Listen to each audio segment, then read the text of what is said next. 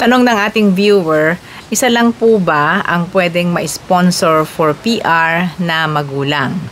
Or pwede rin po bang ma-sponsor ang magulang ng asawa ko?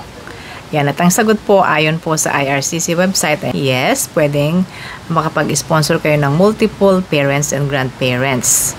And that is if you are invited to apply. Kasi guys, ngayon ay meron na pong intention to apply na kailangang isubmit ninyo at hindi pa po nila ino-open. Ito ngayon, year 2020 pa na submission ang kanilang ipinaprocess this year 2025. So, if you will be invited, then you can apply for the sponsorship of your parents.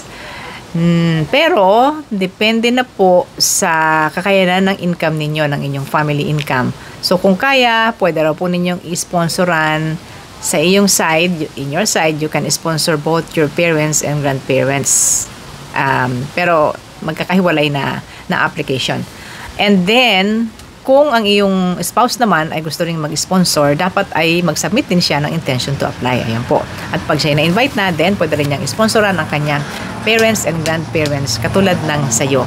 Okay? So, both sides pwede hanggat kaya ng inyong family income, guys. Kung hindi naman kaya, ay pwede namang hindi ninyo sabay-sabayin na i-apply. Depende po sa kakayanan ng family income.